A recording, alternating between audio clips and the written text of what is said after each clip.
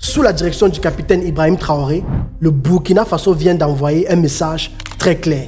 Nous n'acceptons plus n'importe quoi. Le pays des hommes intègres vient de faire ce que personne n'avait réussi depuis 41 ans. Acheter un avion sur fonds propres, sans aide étrangère, sans prêt extérieur et surtout sans pression politique. Et croyez-moi les amis, ce geste est tout sauf symbolique. C'est un geste qui dérange, qui surprend, mais surtout c'est un geste qui annonce quelque chose de beaucoup plus grand pour l'Afrique. Restez bien jusqu'à la fin de la vidéo pour que l'on puisse voir cela dans les détails et surtout pour que l'on puisse comprendre ce que cela peut et va représenter pour l'avenir de l'Afrique.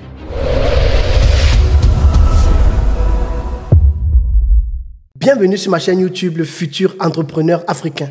Si tu me découvres pour la première fois, je suis Landry Cyril Mabali. Sur cette chaîne, je parle d'opportunités économiques, d'entrepreneuriat et de stratégies concrètes pour construire un avenir solide, que tu sois en Afrique ou dans la diaspora. Et surtout, je t'apprends à créer des revenus en ligne grâce à Internet, la puissance du digital, mais surtout grâce au business rentable sur le continent africain. Je publie 1 à 2 vidéos par semaine et j'organise un live spécial Business Afrique tous les vendredis à partir de 21 h, heure de Paris. Je suis connecté en même temps sur ma chaîne YouTube, mon compte TikTok et aussi ma page Facebook. Si ce sont des thématiques qui te parlent, alors je te souhaite déjà la bienvenue sur cette chaîne et je t'encourage à t'abonner à la chaîne sans oublier bien sûr d'activer la cloche de notification pour être sûr de ne rien rater.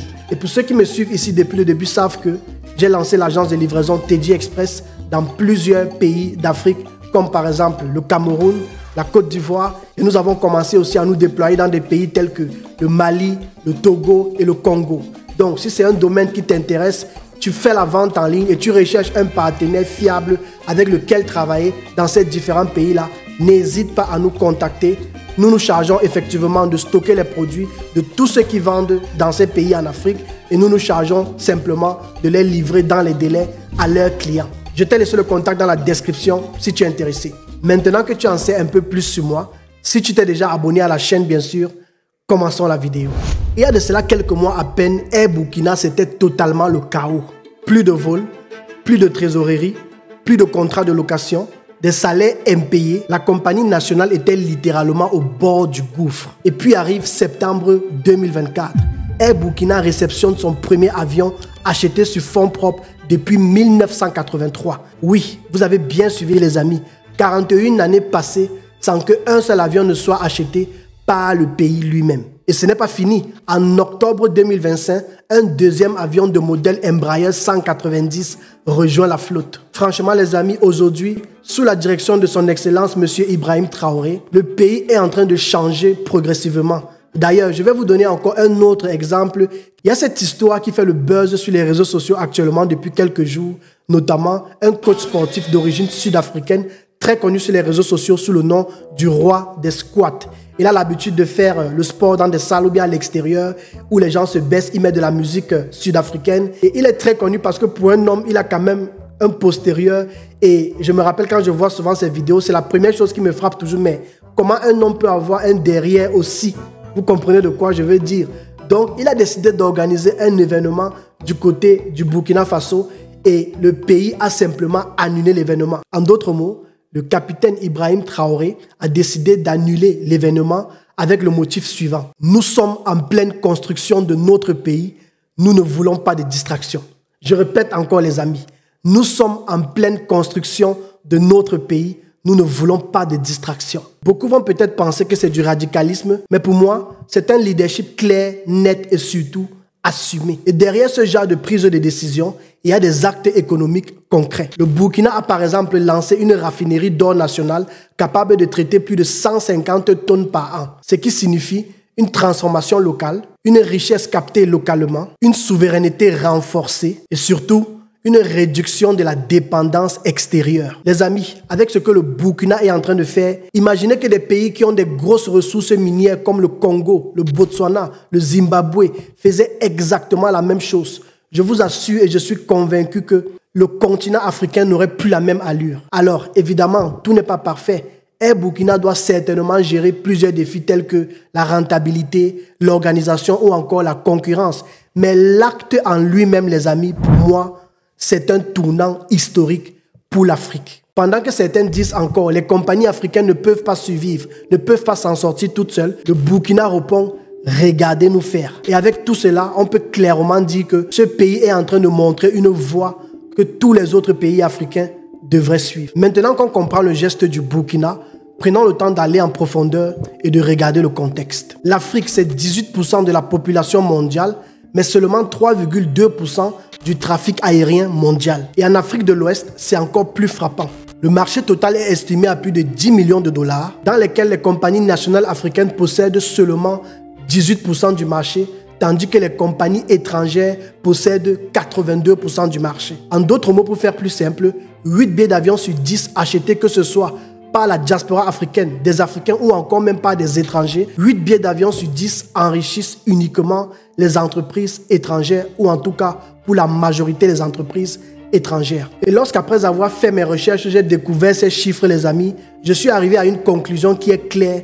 C'est carrément une hémorragie économique ce que nous sommes en train de vivre. Maintenant, essayons un peu d'imaginer ce que représenteraient les chiffres si nos compagnies nationales contrôlaient au minimum 60% du marché. Déjà, le marché passerait de 10 à plus de 13 milliards de dollars. La contribution au PIB africain s'élèverait à plus de 5,3 milliards de dollars et le nombre d'emplois dans ce secteur augmenterait à plus de 400 000. Ça signifierait qu'on aurait plus de 400 000 personnes qui auraient un emploi dans le secteur aérien. Et je veux parler ici des pilotes, des mécaniciens, des équipes techniques, les hôtesses de l'air, les contrôleurs, ainsi de suite, ainsi de suite. Et beaucoup de personnes vont penser que je partage tout ceci parce que c'est simplement une question d'argent.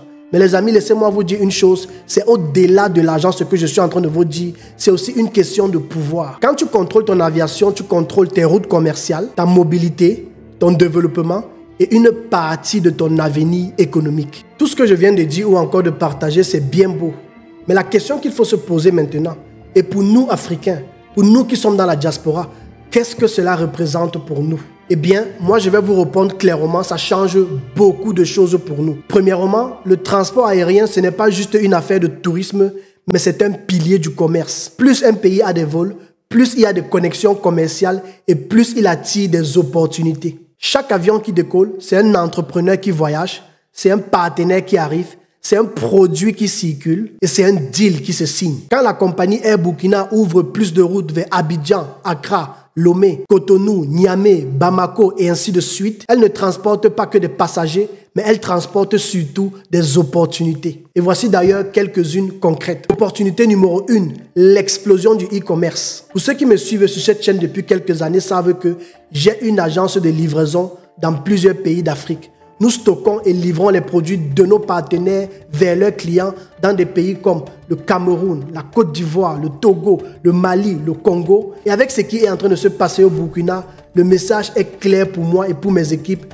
Notamment, nous allons nous installer officiellement au Burkina. Et dès qu'on l'aura fait, cela signifiera simplement pour nos partenaires e-commerçants qui travaillent déjà avec nous dans les pays où nous sommes déjà présents, cela signifiera pour eux simplement un nouveau marché, plus de ventes et surtout plus de chiffres d'affaires. Et d'ailleurs, si tu écoutes cette vidéo et tu veux te lancer dans le e-commerce, je t'ai préparé une formation 100% gratuite qui ne dure que 1 heure de temps dans laquelle je te montre comment te lancer étape par étape. Et lorsque tu auras appris à faire ça, tu pourras maintenant me contacter pour qu'on travaille ensemble et que je t'aide à faire beaucoup d'argent dans plusieurs pays d'Afrique et non pas seulement dans un seul pays parce que pour moi, c'est la stratégie que j'utilise et j'ai amené plusieurs avec moi dans le bateau.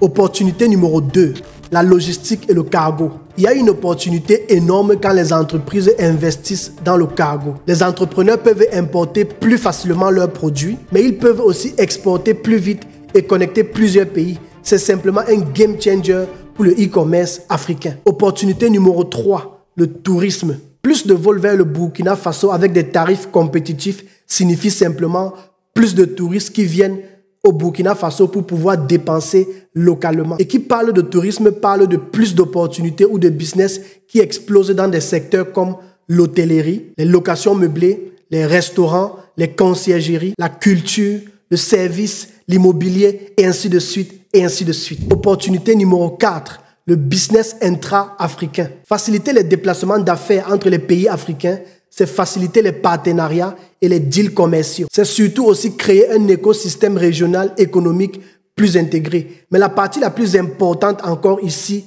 c'est l'avantage que ça représente pour la diaspora. Ce qui se passe au Burkina aujourd'hui doit être un déclic pour tous les Africains, que ce soit ceux qui sont dans la diaspora ou en Afrique. Un pays qui reprend le contrôle, qui achète ses avions, qui protège ses ressources, mais au-delà de tout, qui construit avec ses propres moyens. Et cela nous envoie un message clair, notamment, oui, c'est possible. L'Afrique peut réellement se relever. Et pour moi, qui est un digne fils de l'Afrique, j'aimerais dire ici que lorsqu'un pays comme ça pose un acte aussi fort, nous devons apprendre à les encourager. Et voici comment nous pouvons les encourager de manière concrète. En visitant ces pays, d'ailleurs, quand je serai au Burkina, l'une des choses que je vais chercher à faire obligatoirement, ce sera de pouvoir prendre la compagnie Air Burkina pour, par exemple, faire un voyage dans la région ou bien dans un autre pays d'Afrique selon les propositions qu'il y aura. Nous pouvons encore les encourager en dépensant localement. Cela permettra de contribuer à leur économie, en partageant notre expertise, en investissant chez eux. Parce que oui, les amis, je suis de ceux qui pensent que être africain ne signifie plus être seulement originaire du pays dans lequel tu es né, mais c'est de pouvoir voir grand. Depuis que je suis quitté de mon pays d'origine, le Cameroun, j'ai appris aussi à m'intéresser et à m'ouvrir à d'autres cultures. J'ai appris à investir là où je vis. J'ai appris à investir dans d'autres pays africains comme la Côte d'Ivoire. J'ai appris à me propulser dans d'autres nations comme le Mali, le Togo, le Congo. Ça m'a permis de voir plusieurs autres cultures et ça m'a permis de grandir aussi intellectuellement par là parce que quand tu voyages, ça t'ouvre l'esprit. Et je vais encore insister sur ça.